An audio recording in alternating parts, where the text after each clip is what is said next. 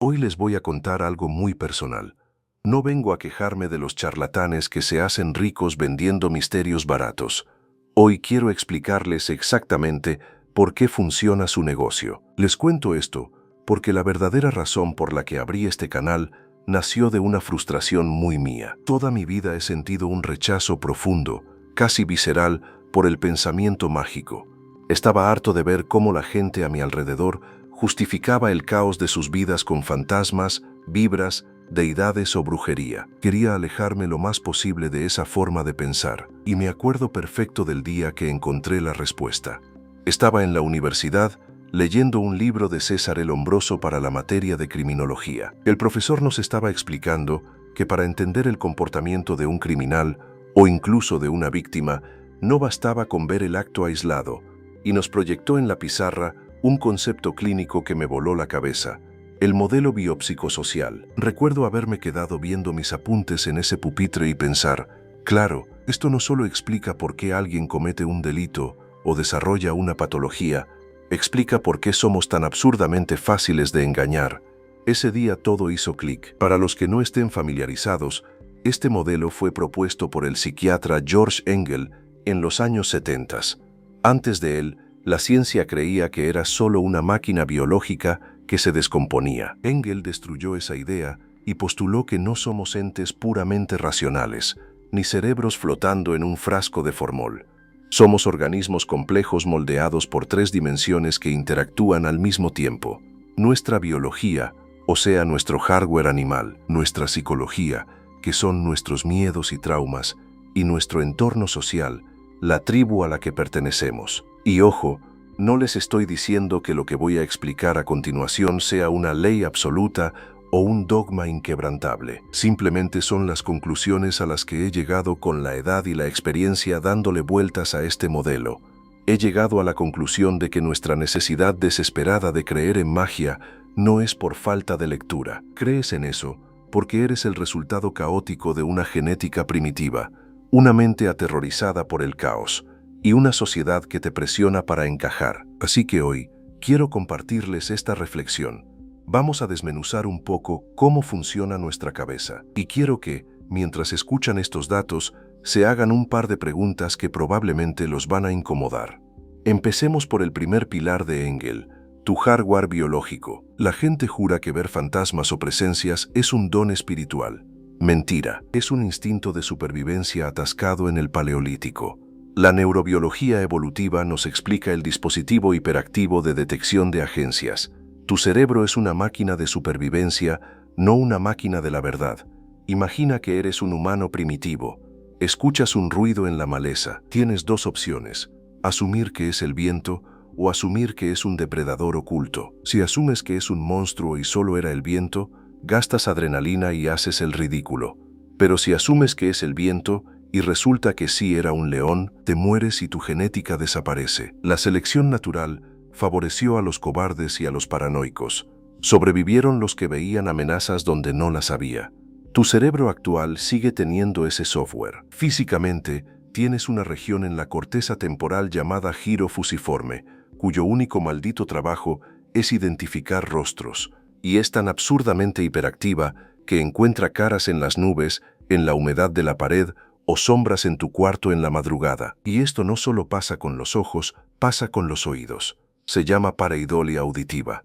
Te encierras en una casa abandonada, grabas la estática de un radio viejo o el viento golpeando una ventana, y tu corteza auditiva busca desesperadamente lenguaje humano en ese ruido blanco. Filtra las frecuencias hasta que escuchas a una niña diciendo ayúdame.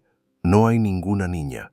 Es tu biología procesando frecuencias aleatorias y obligándolas a encajar en tu idioma natal. A todo esto, súmale la ley de la termodinámica aplicada a tu cráneo. El premio Nobel Daniel Kahneman nos enseñó que el cerebro humano es un tacaño cognitivo. Pesa apenas el 2% de tu cuerpo, pero consume el 20% de tu energía. Literalmente, pensar de forma crítica y analítica quema calorías y te agota. Por eso operamos casi siempre con una intuición rápida y sumamente crédula. Creer que un crujido en tu casa es un espíritu exige cero esfuerzo mental. Ponernos a calcular la dilatación térmica de la madera por el cambio de temperatura nocturna exige encender nuestro pensamiento lógico, que es biológicamente perezoso. Creemos en magia porque es metabólicamente barato.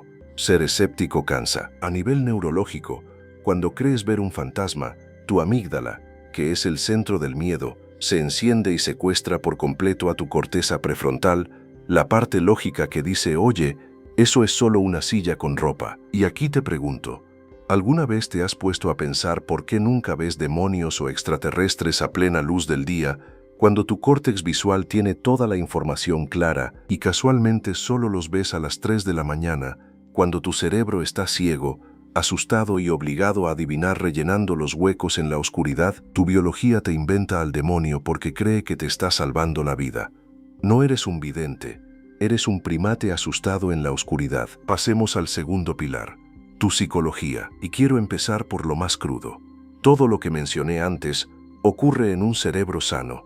Ahora súmale las evidentes y trágicas malinterpretaciones de las enfermedades psiquiátricas y los trastornos psicológicos. Durante siglos, la ignorancia humana ha etiquetado problemas médicos severos como posesiones demoníacas o dones de clarividencia.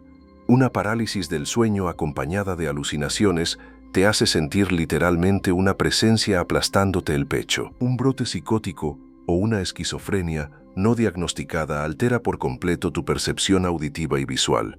Es neuroquímica fallando. Son neurotransmisores rotos. Pero en lugar de buscar ayuda clínica, el pensamiento mágico te convence de buscar a un chamán para que te pase un huevo. Romantizamos o satanizamos problemas médicos reales porque entender la psiquiatría requiere esfuerzo y decir tiene un demonio adentro es mucho más fácil. Incluso sin un trastorno diagnosticado, la mente huye del caos.